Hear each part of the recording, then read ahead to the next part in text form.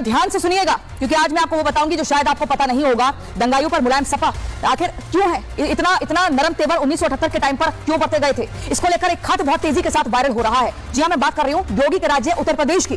दर्शकों, आप ठीक सुन रहे हैं। मैं आपको बता दूं 1978 में जो दंगे हुए थे, जब हिंदुओं को प्रताड़ित किया गया था, तब यही वो खत है। एक खत मैं आपको दिखाने वाली हूं जो अब वायरल हो रहा है, जिसमें साफ तौर पर यह बताया जा रहा है कि 16 दंगाइयों पर केस दर्ज हुआ था, लेकिन तब मुलायम सरकार ने कैसे 16 में से 8 केस वापस ले लिए थे। दर्शकों, अखिलेश यादव जो आज सनातन के सबसे बड़े महापर्व में कमियां खोजते हैं, अखिलेश जो सनातन विरोधी एजेंडे को चलाते हैं, वो आज का नहीं है। दर्शकों, वो अचानक सनातन विरोधी नहीं हुए हैं। ध्यान से सुनिए, इनकी जड़ों में ही ये सब है। ऐसा हम इसलिए कह रहे हैं क्योंकि 47 साल पहले 1978 में संभल में जो दंगा हुआ था, उसमें भी किस तरह तुष्टीकरण हुआ था, वो बताने वाली हूं मैं आपको। 1978 के दंगों को लेकर मुलायम सरकार का एक लेटर सामने आया, जिसको आप देख रहे हैं अपनी टीवी स्क्रीन पर।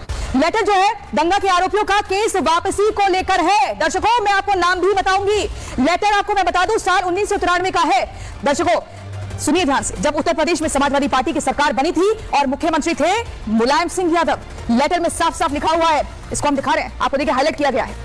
इसमें लिखा हुआ है कि 1978 के दंगों को लेकर ये खत है, जिसमें नीचे बताता है ये खत कि शासन ने उक्त दंगों में दर्ज 16 में से 8 केस वापसी का फैसला लिया है। दर्शकों, आप सोच रहे हैं ये तुष्टीकरण की राजनीति होती है। इस खत में सबसे खास बात यह है कि जो केस वापस लिए गए उनमें सभी मुसलमान थे और मुलायम सरकार ने सिर्फ मुसलमानों पर दर्ज केस वापस लेने का फैसला लिया था। दर्शकों, जिसे ही तुष्टीकरण की राजनीति कहा जाता है। अब आप सोचिए कि हिंदू विरोधी सोच नहीं है, क्या ये तुष्टीकरण नहीं है? क्या ये किसी एक वर्ग के लिए झुकाव नहीं है? इसलिए मैं कह रही हूं कि अखिलेश और समाजवादी पार्टी आज से सनातन और हिंदू विरोधी नहीं है, बल्कि काफी पहले से है। ये जड़ें बहुत पुरानी है। दर्शकों, आपको समझना होगा कि 1978 में हुए दंगों को लेकर हमने कई बार एक्सरे किया है, और अब मुलायम सरकार का ये लेटर जैसे ही वायरल हो रहा है, सियासत तेज हो गई। दर्शकों, आगे ये भी बताऊंगी क्या, लेकिन सीएम योगी ने कुछ दिन पहले सर्जरी की बात कही थी, आपको याद होगा। साथ ही संबल दंगों को लेकर एक रिपोर्ट मांगी थी। रिपोर्ट के बीच अभी लेटर सामने आ गया है, जिसका मतलब साफ है कि अब सर्जरी और तेजी के साथ होगी। लेकिन देखिए कैसे सरकार उत्तर प्रदेश में बनते ही महज कुछ दिनों के अंदर ही मुलायम सरकार ने दंगाइयों के केस वापस लिए हैं। दर्शकों,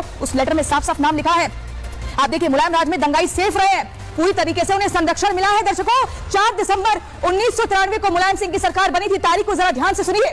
सरकार बनने के बाद पहली कैबिनेट बैठक हुई और कैबिनेट में दंगे से जुड़े केस वापस लेने का फैसला लिया जाता है। तुष्टीकरण की राजनीति आप देखिए। डीएम ने 16 मुकदमे वापस लेने की सिफारिश की। न्याय विभाग के सचिव ने तथ्य और साक्ष्य भेजे। 23 दिसंबर को न्याय विभाग ने आदेश जारी किए। विचार के बाद, दर्शकों, विचार के बाद शासन ने 8 मुकदमे वापस ले लिए और इसी आदेश के हवाले से एक अन्य केस भी वापस लिया गया। 2 केस में वादी तत्कालीन संभल कोतवाल को गवाही से रोका गया। दर्शकों, ध्यान से सुन रहे हैं आप और ठीक सुन रहे हैं आप, गवाही देने से कोतवाल को रोका गया। कमजोर पैरवी की वजह से 5 अन्य मुकदमे भी खत्म कर दिए गए कि कोई पैरवी करने वाला नहीं है, क्योंकि पैरवी के लिए दबाव बनाया गया था। दर्शकों, ये समझना होगा कि किस तरीके से आप देखिए मुलायम सरकार ने दंगाइयों को लेकर एक नरम रुख रखा, और उसमें नाम भी हम आपको दिखा रहे हैं कि कौन कौन से वो नाम थे। तुष्टीकरण की राजनीति की आखिर ऐसा क्यों किया गया, और क्यों योगी आदित्यनाथ बार बार कह रहे हैं कि अब 1978 की फाइल भी खुलेगी और सर्जरी भी होगी। इस रिपोर्ट में देखिए।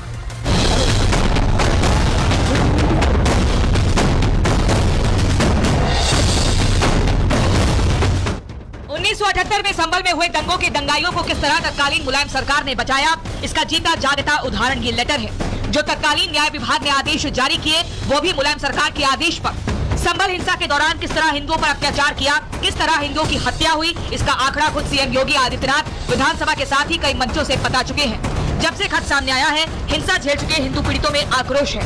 अब उन्हें उम्मीद है योगी सरकार से जो संभल में हुए 1978 के दंगों की फाइल खोलने का ऑर्डर दे चुकी है। भी मौजूद है और आरोपी भी मौजूद है शहर के अंदर, इसलिए अगर प्रशासन चाहे तो सब कुछ कर सकता है और मदद कर सकता है।